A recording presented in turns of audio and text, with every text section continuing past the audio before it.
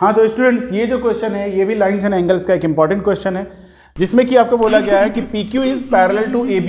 लेकिन फिगर आप चाहो तो जैसा भी बना सकते हो अगर गिवन नहीं है तो, लेकिन इस क्वेश्चन में गिवन है कि PQ जो है वो AB से पैरेलल है। P वर्ड 2 बार आ रहा है तो P आपको यहाँ लेना है, और PQ AB से पैरेलल है, AB यहाँ पे है, ठीक है ये, और इसमें B वर्ड 2 बार आ रहा है तो B आपको यहाँ पे लेना है ताकि B वर्टेक्स बन जाए, समझ रहे हो। तो PQ is parallel to AB, ये दोनों चीज आपस में पैरेलल है, and PR is parallel to BC, ये जो PR है इज पैरेलल टू BC। मान लो कि ये इस टाइप से, तो आपको थोड़ा आइडिया लेके इस तरह से बनाना होगा कि पैरेलल देखने में लगे, ठीक है। तो हो गया PQ is parallel to AB and PR is parallel to BC, ये गिवन है। इफ QPR इज 102, सो बताओ कि ABC कितना होगा, ठीक है। तो बताना भी है और आपको रीजन भी डिटरमाइन करना है। तो अगर बताना होगा तो आप डायरेक्टली ये बना दो कि 180 डिग्री माइनस 102 मतलब कितना हो गया 78 डिग्री। अब रीजन की बात आती है तो डिटरमाइन द रीजन। सिंस ये इसके पैरेलल है सो इन दोनों के बीच में डिग्री कुछ भी नहीं है, या फिर डिग्री विग्री छोड़ो, आप ये समझ लो कि इस चीज को अगर मैं यहां बढ़ा दूं तो ये ऐसे इंटरसेक्ट कर जाएगा।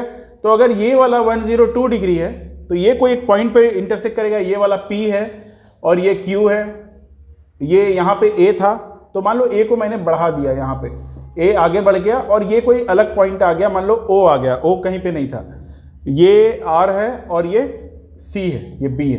तो मान लो कि AB को मैंने एक्सटेंड कर दिया तो ये O पॉइंट पे इंटरसेक्ट किया। अब अगर ये 102 है तो ये भी 102 डिग्री होगा, है ना। तो angle QPR is equals to angle BOR। अच्छा, इसका रीजन क्या देंगे हम लोग, तो इसका रीजन मैं दूंगा कॉरेस्पॉन्डिंग एंगल्स, ठीक है। ये कॉरेस्पॉन्डिंग एंगल्स हो गए। अब यहाँ ये दोनों लाइन देखो, क्योंकि ये इसके पैरेलल था तो ये और ये एंगल मिलकर क्या बनेगा, co-interior angles, angle ROB plus angle OBC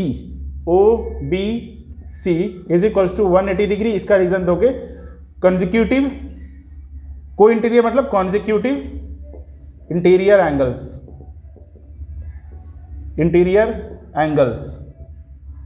ठीक है।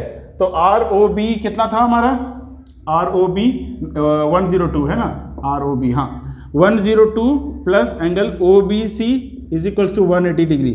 सो angle OBC is equals to 180 minus 102। तो ये हुआ पूरा एक्सप्लेनेशन, पूरा रीजन, ठीक है। बाकी डायरेक्टली आप इसको समझ रहे हो कि, और ये OBC हम लोग को निकालने बोला था ABC, लेकिन मैंने निकाला OBC, तो बात तो वही है, A से B होकर C जाए या O से B होकर C, बात एक ही है, ठीक है। इसको आप ABC भी लिख सकते हो, ठीक है। तो ये हमारा answer with explanation with reason, okay, ठीक है। समझ में आ गया होगा आई होप।